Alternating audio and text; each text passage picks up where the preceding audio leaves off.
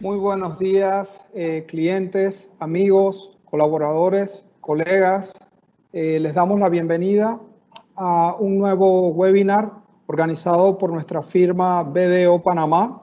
En esta oportunidad vamos a contar con la participación de mis colegas Darío González, socio líder del área de audit de BDO Panamá, y Carlos Pinto, socio especialista en auditoría de bancos y entidades financieras en BDO Panamá, quienes estarán desarrollando el tema efectos del COVID-19 en activos financieros y no financieros de acuerdo a la NIF.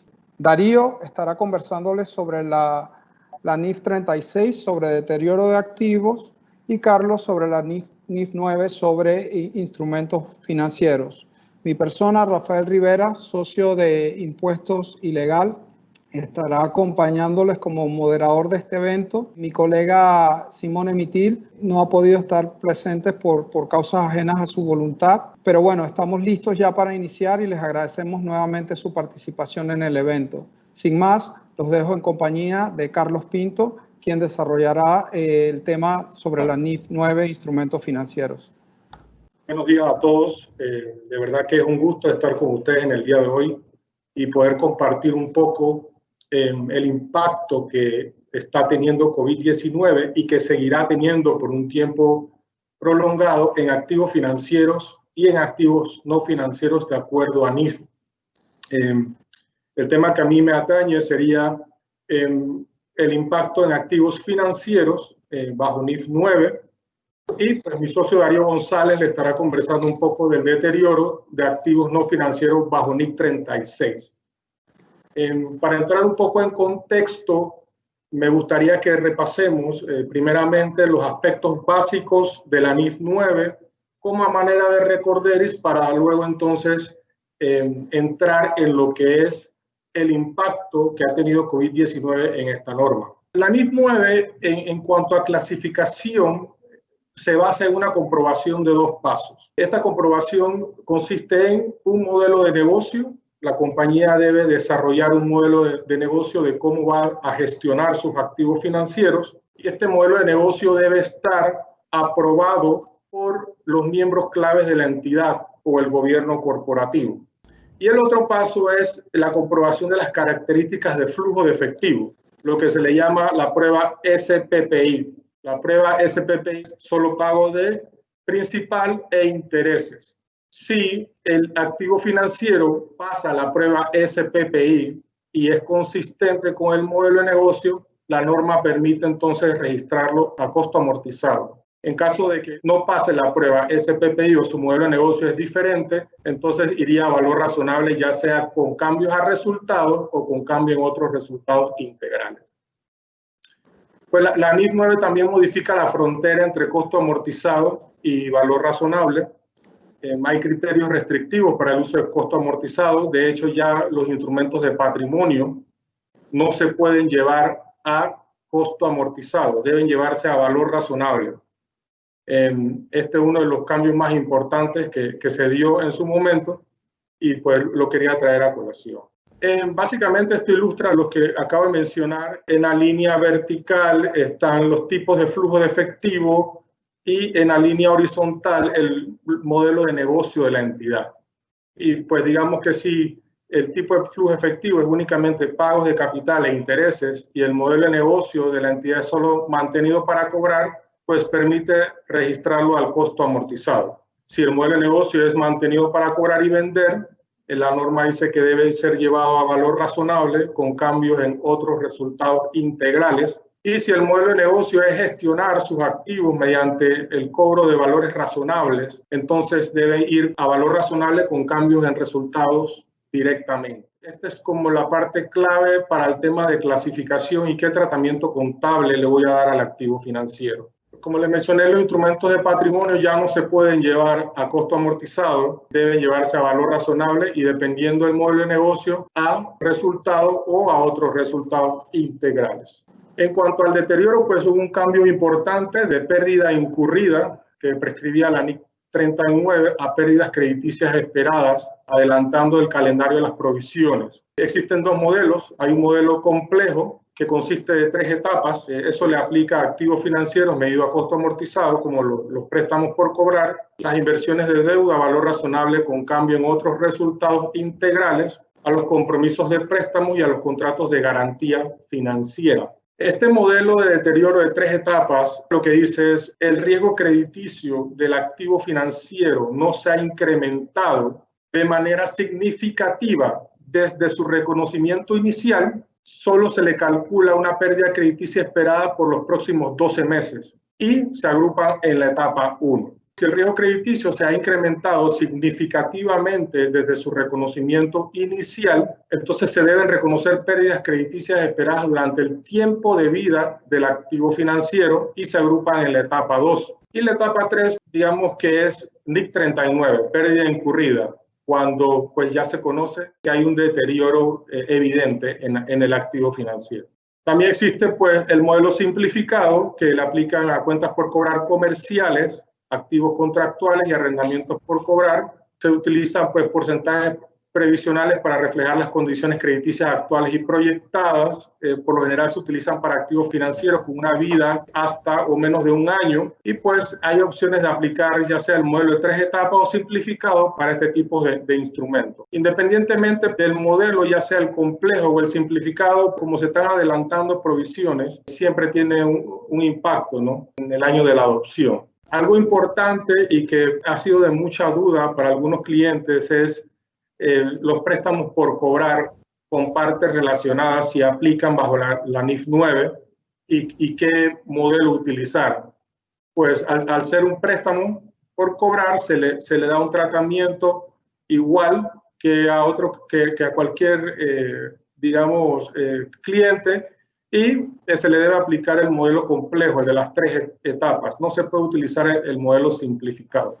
Ok, la NIF 9 dice que la medición de pérdida crediticia debe reflejar un importe de probabilidad ponderado, no sesgado mediante resultados posibles. ¿Esto qué es? La norma no dice que hay que estimar el peor ni el mejor escenario para la entidad, sino los escenarios posibles y de ahí entonces ponderarlo. La sugerencia de la norma es que al menos tengan 2. El otro factor a considerar es el valor temporal del dinero. Pues se tienen que utilizar flujos descontados para aplicar el valor temporal del dinero. Y el tercero, la información razonable y sustentable que está disponible sin costo, desproporcionado, sobre sucesos pasados, condiciones actuales y pronósticos. Y aquí es donde entran pues tasas de incumplimiento, entran también el tema del factor macroeconómico que se debe incluir dentro del modelo de pérdidas crediticias esperadas.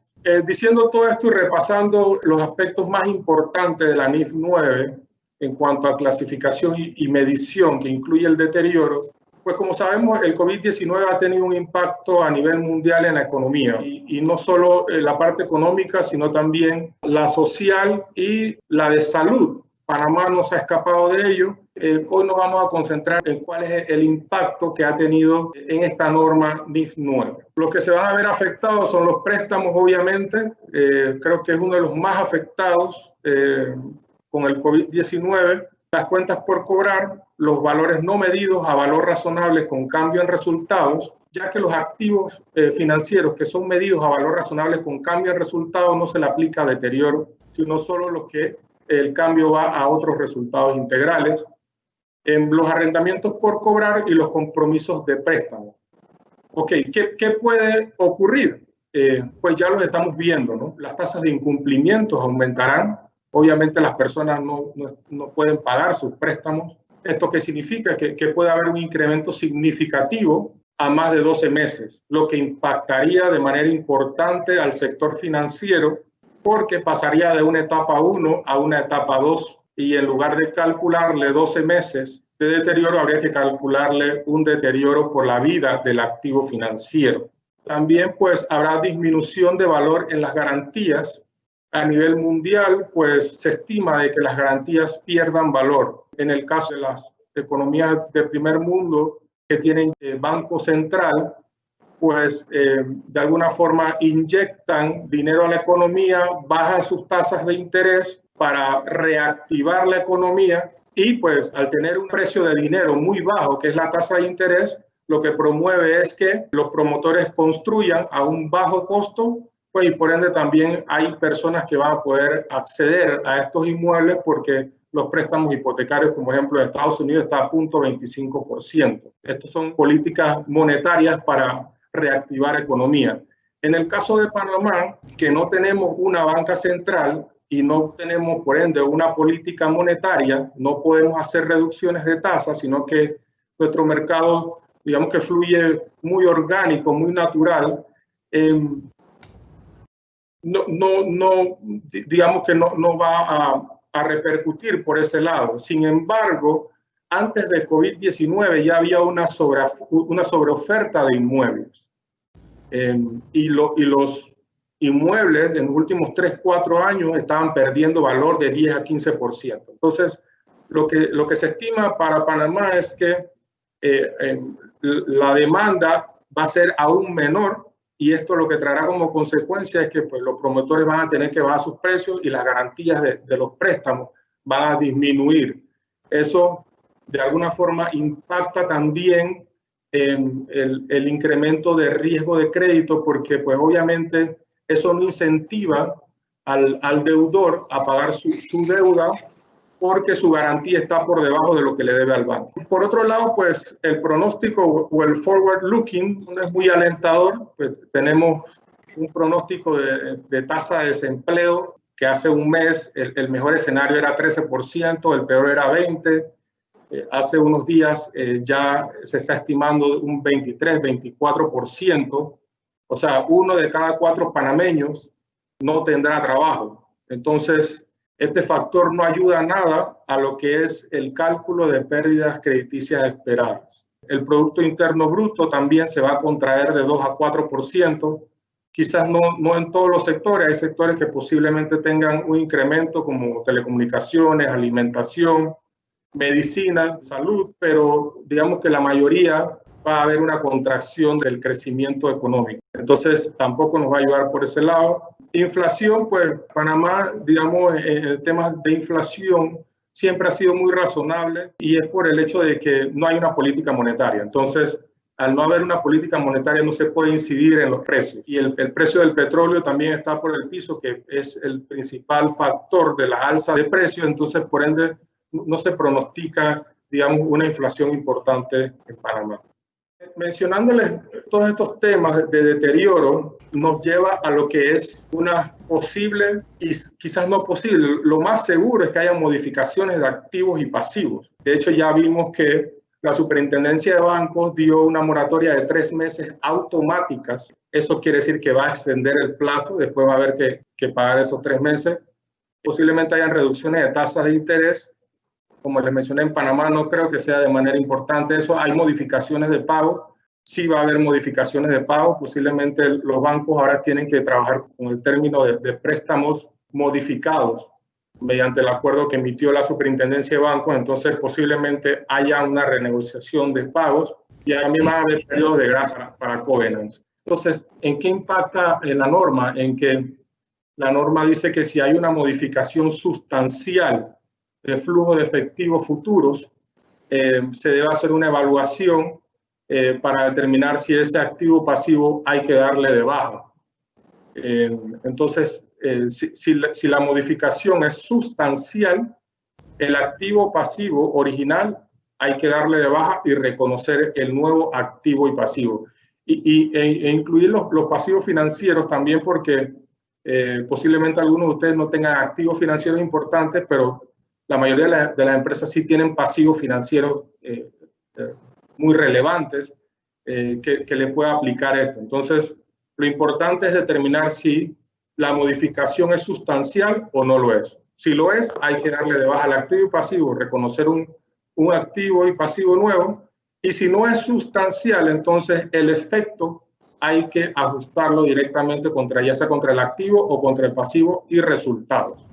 Otro elemento muy importante, y es parte del análisis que están haciendo muchos clientes en el sector financiero, es la reclasificación de instrumentos financieros. La norma permite que se reclasifiquen instrumentos financieros, ya sea, como vemos en este slide, de costo amortizado a valor razonable con cambio en resultados, o a valor razonable con cambio en otros resultados integrales, o también si lo tenemos a valor razonable con cambios en otros resultados integrales hacia costo amortizado o valor razonable con cambio en resultado. Y la tercera, que sería si tengo mi activo financiero medido a valor razonable con cambio en resultado, lo podría reclasificar también a costo amortizado o a valor razonable con otros resultados integrales. Es decir, la norma es flexible en este sentido. Sin embargo, hay que hacer un análisis bien profundo al momento de tomar este tipo de decisiones, porque el hecho de que yo lo pase de valor razonable a costo amortizado, porque digamos el instrumento está bajando de valor y yo no quiero seguir reconociendo pérdidas, ya sea en resultados o en resultados integrales, no lo exime de un registro de pérdida crediticia esperada. Es decir, antes bajo NIC 39, cuando se pasaba a costo amortizado, no pasaba nada, pero ahora, como hay un nuevo método de calcular deterioro, a pesar de que yo lo tenga a costo amortizado, de alguna forma voy a tener un impacto en la pérdida crediticia esperada y me va a afectar directamente a resultados, en el caso de si lo llevaba a valor razonable con cambios en resultados integrales a nivel patrimonial. Entonces es bien importante que se analicen los pros y los contras antes de tomar una decisión. Lo otro bien importante en cuanto a las reclasificaciones es que hay que cambiar el modelo de negocio. La norma dice que si se hace una reclasificación, antes de hacer la reclasificación hay que cambiar el modelo de negocio y que se consigan las aprobaciones de los miembros claves de la entidad. El otro tema importante es la fecha de la reclasificación. La fecha de reclasificación, según la norma, es el primer día del periodo contable. Es decir, posterior al cambio del modelo de negocio. Es decir, que si yo tengo, digamos, hoy 3 de junio, yo decido reclasificar un activo financiero de una categoría a otra, yo primero debo cambiar el modelo de negocio y después hago la reclasificación. Pero esa reclasificación, si yo reporto trimestralmente, ya no la podría hacer al 30 de junio, sino sería 1 de julio, en el tercer trimestre, del 1 de julio al 30 de septiembre, porque la fecha de reclasificación es el primer día del periodo contable que estoy informando posterior al cambio del modelo de negocio. Entonces, ese digamos que es un tema muy importante porque a veces no se entiende y digamos, si hago una reclasificación hoy, no cambio el modelo y al 30 de junio, si reporto trimestral, incluyo la reclasificación. La norma no permite eso. ¿Ok? Entonces, pues básicamente, por mi parte era esto. Ahora le doy la palabra a mi socio Darío González, que le estará hablando del deterioro de activos no financieros y pues estaré atento a las preguntas que tengan para aclarar cualquier inquietud. Muchas gracias. Sí, buenos días, estimados colegas y amigos. Para mí es un placer estar con ustedes conversando un poco sobre el tema del deterioro de activos no financieros.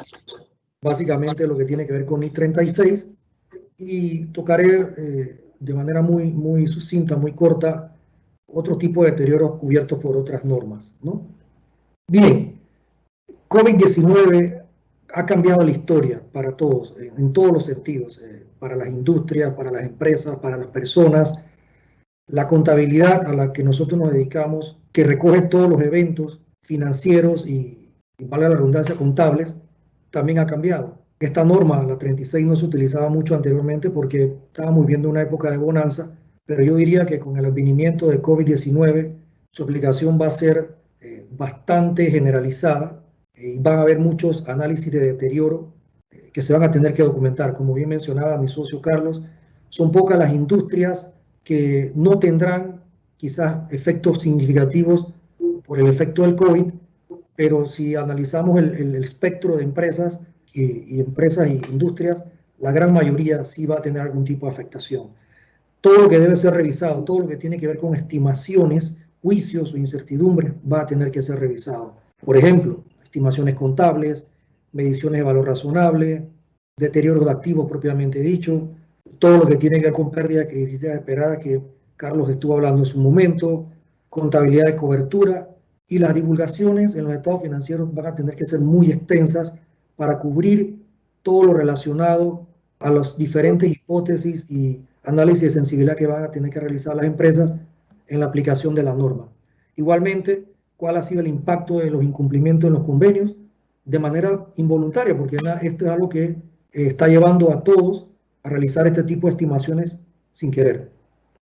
La norma 36 cubre todo lo que tiene que ver con deterioros que no están cubiertos por otras normas. Por ejemplo, plusvalía, activos intangibles, propiedad, planta, equipo, bienes con derecho de uso, lo que se conoce como la aplicación de la NIF 16 o derecho de uso, todas las inversiones en asociadas, propiedades de inversión que no estén medidas de valor razonable, porque aquellas que ya estén medidas de valor razonable van a ser ajustadas automáticamente por el mercado, y cualquier costo que tenga que ver con cumplimientos de contratos que se puedan convertir en contratos onerosos, o sea, contratos con pérdidas. ¿Cuándo debemos reconocer un deterioro? Bueno, el deterioro se reconoce cuando hay un indicativo de deterioro a la fecha del reporte o a la fecha del balance. Puede ser trimestral, semestral o anual, en la mayoría de los casos anual, y también tiene que verse desde el punto de vista del sector geográfico, porque el impacto de la pandemia no es el mismo en la ciudad de Panamá, al mismo en Azuero, al mismo en Colón, al mismo en Chiriquí. O sea, cada uno de esos lugares geográficos o ubicaciones geográficas va a tener un impacto diferente y va a tener que ser visto de manera diferente. ¿Cuándo probamos para deterioro? Bueno, la norma aquí en una pequeña gráfica nos dice que para todos aquellos activos intangibles con una vida útil no definida, activos intangibles que estén disponibles para la venta y la plusvalía, siempre hay que probarlo para deterioro a la fecha de reporte. Para todo el resto de los activos se deben probar cuando existe un indicativo de deterioro, tomando como referencia que el COVID-19 o la pandemia del COVID-19 es un evento masivo, diría yo, que tiene efectos masivos sobre gran cantidad de empresas, en gran cantidad de industrias y en todos los países. Es un evento lo suficientemente significativo como para decir que la mayoría de los activos, no solamente los 3 marcados en naranja, sino los otros activos, van a tener que ser probados para deterioro, salvo aquellas industrias que evidentemente puedan probar que no tienen impactos significativos como medicinas, alimentos, las relacionadas de repente a la logística y otras, que son muy pocas, pero en su gran mayoría todos deberían estar probándose para deterioro a la fecha de reporte. Bien, entremos un poquito en materia. ¿Cómo se prueba deterioro? Bueno, la norma dice que debes probar el activo a nivel individual, y si no puedes a nivel individual, entonces debes agruparlo en aquella unidad, en ese grupo de activos más pequeños que por sí solos generen flujos de efectivos independientes. Es lo que se conoce como una unidad generadora de efectivo. En mi práctica y en mi experiencia, la gran mayoría de las veces los activos de manera individual son muy difíciles de ser probados para deterioro, por lo que generalmente se prueban de manera combinada, agrupándolos en unidades generadoras de efectivo. Por poner un ejemplo, si yo tengo un restaurante que opera en una ubicación única, digamos en Bocas del Toro, de una cadena, ese restaurante de repente puede ser agrupado y probado de manera individual. Pero si tengo un grupo de restaurantes o de activos que están en una región, por ejemplo Azuero, de repente yo considero la región de Azuero como una unidad generadora de efectivo única y la pruebo todos agrupados como una sola unidad de deterioro. Eso es lo que quiere decir la norma. Primero nos vamos a nivel individual y si no puedo a nivel individual, los agrupos en aquella unidad que por sí sola es la más pequeña que genera efectivos de manera individual. Otro segundo punto importante es que este es el primer periodo anual posterior al reconocimiento de los activos por derecho de uso de acuerdo a NIF 16. O sea que apenas acaban de ser reconocidos en el año 2019, ya en el año 2020 vamos a tener que hacer pruebas de deterioro para esos activos reconocidos por derecho de uso. ¿Cómo se determina la cantidad recuperable, el valor recuperable, el monto recuperable? Son sinónimos, hay diferentes formas de hablarlo. Hay 2 formas de medirlo, ya sea el valor razonable menos el costo de disponer de esa unidad o el valor en uso. Esta es una prueba de lo más alto. En la práctica yo debiese tener tanto el valor razonable como el valor en uso para determinar cuál es el más alto, el cual debo probar contra el valor en libros. El más alto de los dos contra el valor en libros. No se olviden de eso. Es lo que vamos a determinar para efectos de determinar si existe o no deterioro. Otro punto importante en el cálculo del valor en uso, que en la práctica es uno de los más utilizados, es la tasa de descuento. La tasa de descuento hay que tener dos puntos importantes en consideración. Primero, la tasa de descuento no es específica de la entidad. O sea, yo no puedo decir, en principio voy a utilizar la tasa del WAC o voy a utilizar una tasa específica mía. La tasa de descuento para efecto del cálculo del deterioro es la tasa del mercado. O sea, cuánto me costaría a mí como empresa sustituir un activo similar en el mercado. Entonces el mercado es el que va a establecer la tasa de descuento. Y lo segundo que debo tener en consideración para efecto de la tasa de descuento es que no la puedo ajustar para el evento del COVID si ya yo ajusté los flujos de efectivos con relación al evento COVID, para no duplicar el efecto. Ese concepto de un premium de castigo a la tasa de descuento no debe existir si ya yo tomé en consideración los factores para ponderar los flujos de efectivos futuros que voy a traer a valor presente. Y de esa manera no castigo doblemente el cálculo. O lo hago por uno o lo hago por el otro lado. Pero preferiblemente yo debiera hacer los ajustes en los flujos de efectivos proyectados y la tasa de descuento sería la tasa de descuento del mercado. Hablemos un poquito de cómo sería esto. En la práctica, en el pasado, era perfectamente sustentable y factible que las entidades utilizasen un solo escenario de proyección de flujo de efectivo. Pero como todos saben, este tema de la pandemia es una incertidumbre total. Los economistas no se ponen de acuerdo, los contadores no nos ponemos de acuerdo, los gobiernos no se ponen de acuerdo. Cada país es diferente, cada país ha determinado políticas diferentes en la forma en que ha afrontado la pandemia y los estímulos de recuperación que se están planificando en Panamá, Costa Rica, Nicaragua, Colombia, Estados Unidos, Europa, son diferentes. Entonces, la incertidumbre de qué estimar y cómo estimar es muy difícil, pero es importante que en casos como este, las entidades estén en la capacidad de proyectar varios escenarios de flujo de efectivo que le permitan de alguna forma ponderar el mejor escenario posible. Lo que sí dice la norma es que es muy difícil que se diga o se use como excusa, yo no puedo estimar, yo no puedo hacer un escenario, un mejor escenario.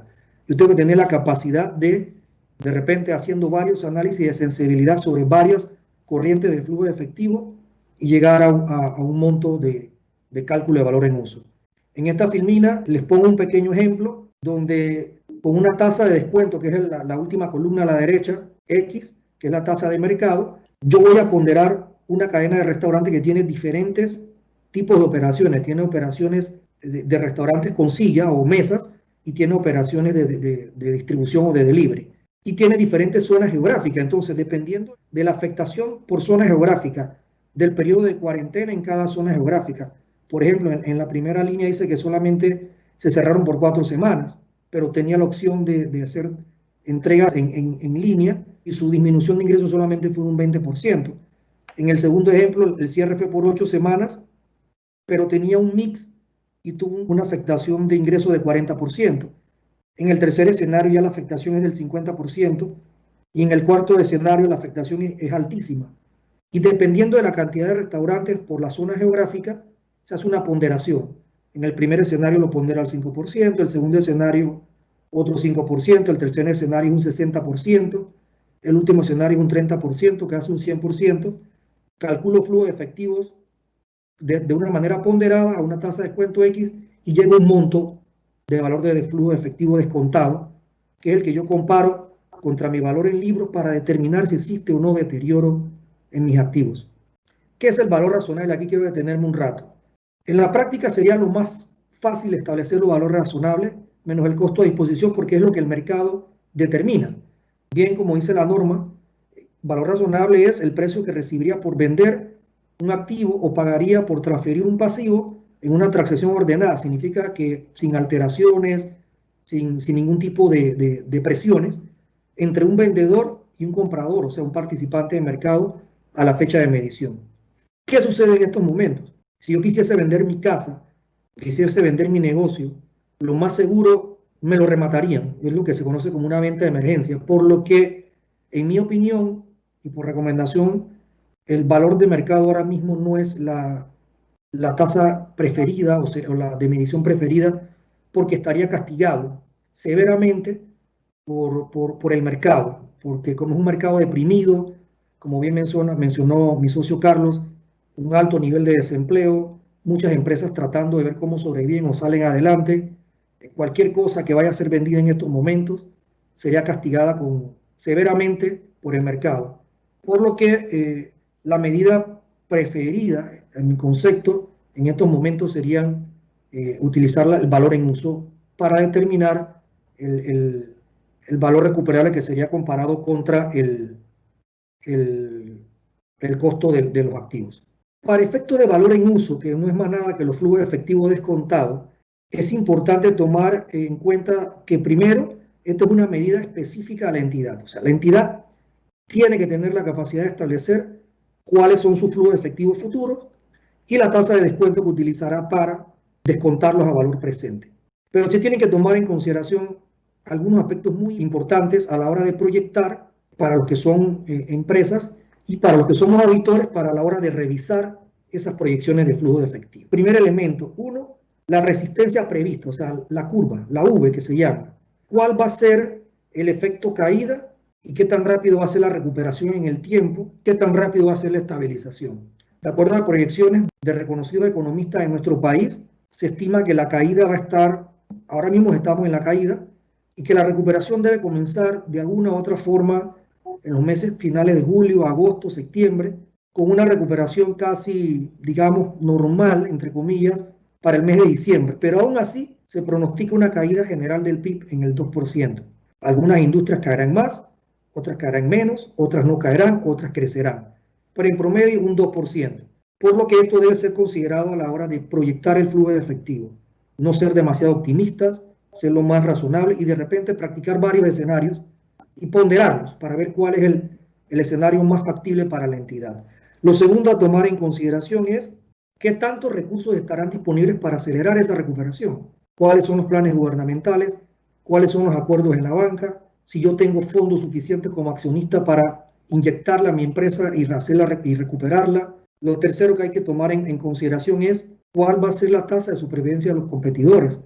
Lastimosamente en la economía es una guerra, entonces tendríamos que tener claro, anticipar cuántos podrán sobrevivir. A mayor nivel de supervivencia, mayor competencia, menor flujo efectivo porque la demanda va a estar comprimida. Si hay menor cantidad de supervivientes, mayor cantidad de flujos efectivos posibles para mi empresa. Eso también tengo que tomarlo en consideración.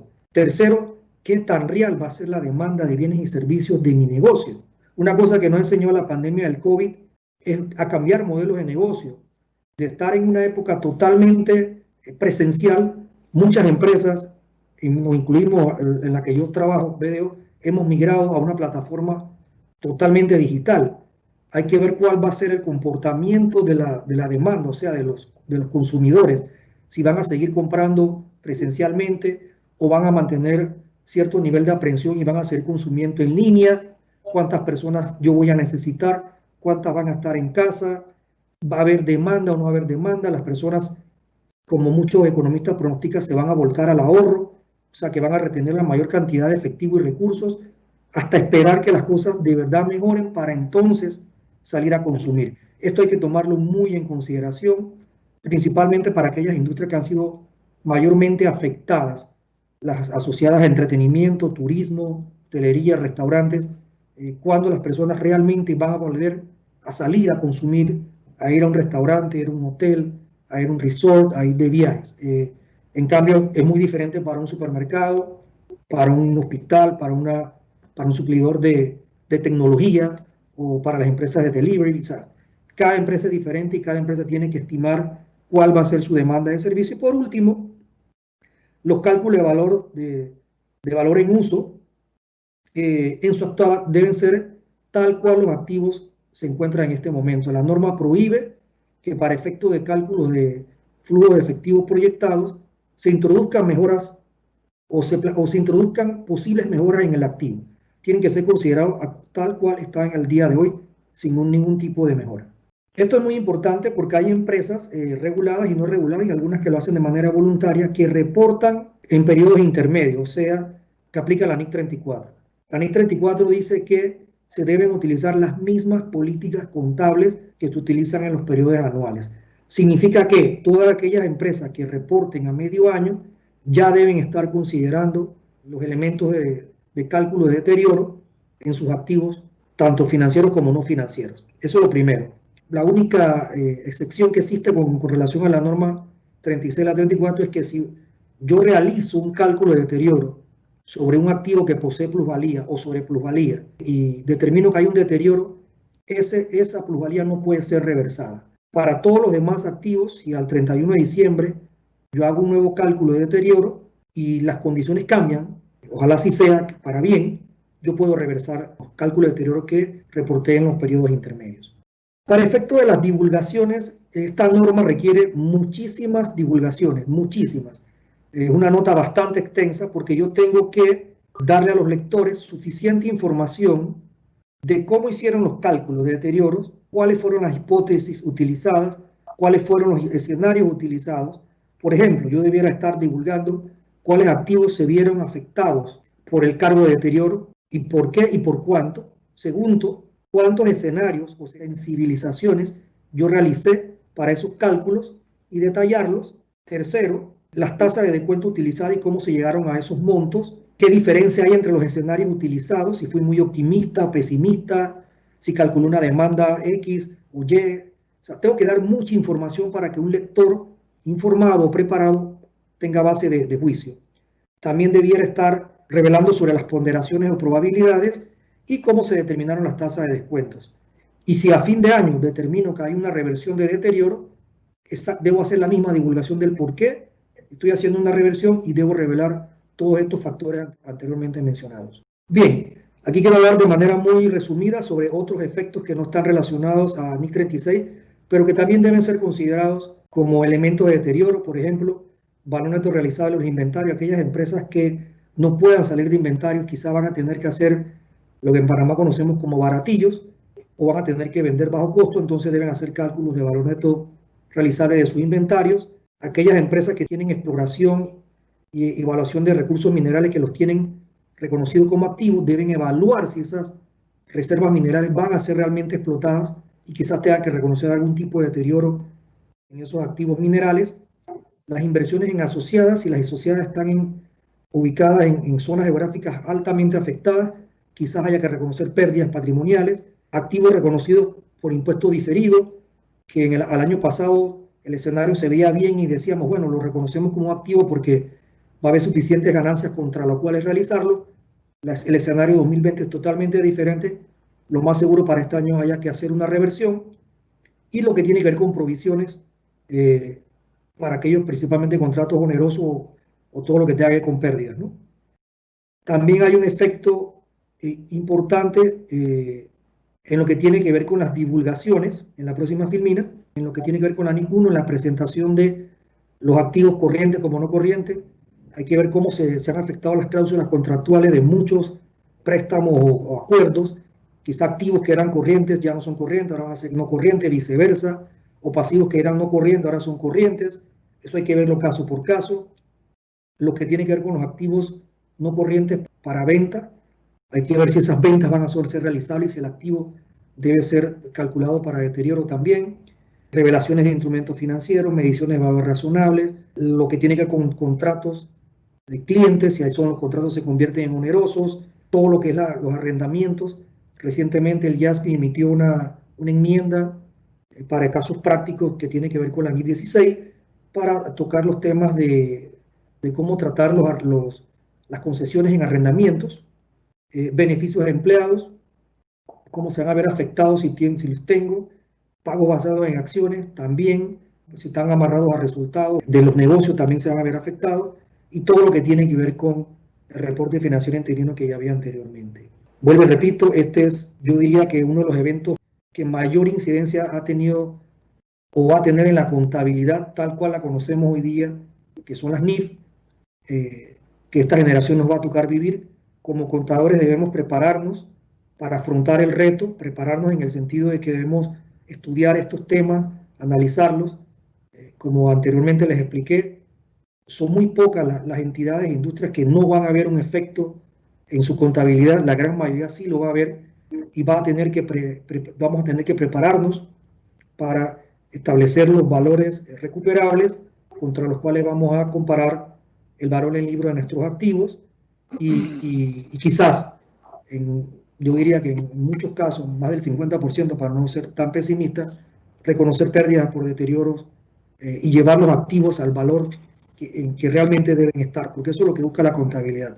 Presentar razonablemente las cifras y nosotros como contadores, ya sea que estemos en la práctica privada o en la práctica pública, como es mi caso, estar preparados para ayudar a los empresarios a tomar las mejores decisiones posibles en beneficio de sus empresas. Por mi parte, eso es lo que tenía que conversar con ustedes hoy. Quedo a sus órdenes por si alguna tiene alguna pregunta. Muchas gracias. Gracias, Darío. Vamos ahora a conversar un poco porque todas estas procesos, controles, medidas de deterioro y demás que nos acaban de explicar mis socios Darío y Carlos, también tienen como una lectura desde el punto de vista fiscal. Ayer lo conversábamos en preparación para el evento de hoy y realmente con respecto a lo que son bienes y activos, deberíamos partir para efectos del impuesto sobre la renta del artículo 8, que se refiere precisamente a la revaluación de bienes y que indica que no se computarán como renta bruta las sumas que se contabilicen por revaluaciones de bienes del activo mediante simples asientos de contabilidad, es decir, mediante ajustes realizados internamente por la empresa en base a los protocolos y sistemas de control del deterioro y del valor de los activos. Lo que esto quiere decir en la práctica es que para efectos fiscales vamos a tener diferencias no solo en los métodos de depreciación de los activos, sino también en el monto reconocido para el activo para efectos de depreciación, por un lado, lo que va a impactar en el impuesto sobre la renta diferido, y hay que hacer el análisis técnico tanto desde el punto de vista financiero como desde el punto de vista fiscal.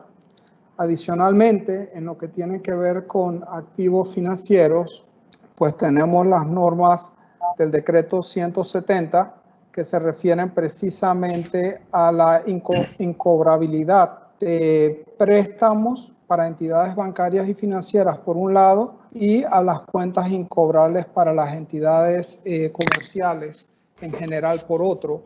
Y como ustedes saben, para efectos fiscales se admite tanto la posibilidad de llevarte al año fiscal que cierras las cuentas incobrables que determines en el periodo, como a crear una provisión para esas cuentas incobrables.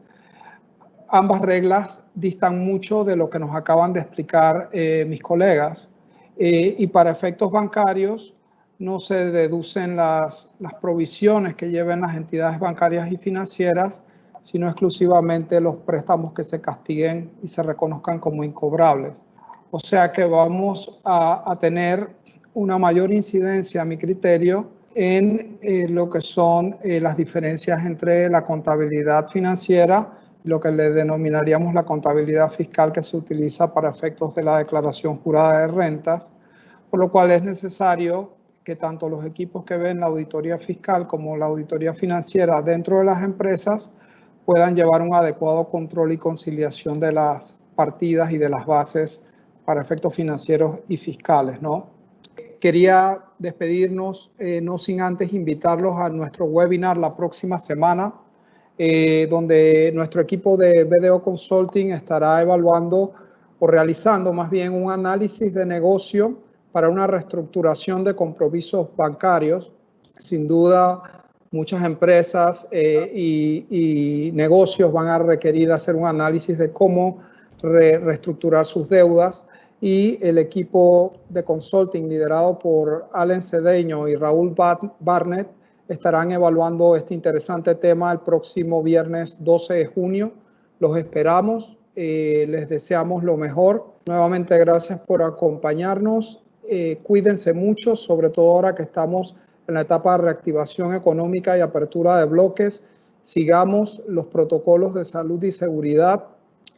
Sigamos cuidándonos, manteniendo el distanciamiento, utilizando mascarillas, lavándonos las manos y utilizando gel alcoholado con regularidad para que todos podamos estar saludables y participar en esa reactivación de la economía de Panamá. Muchas gracias y nos despedimos.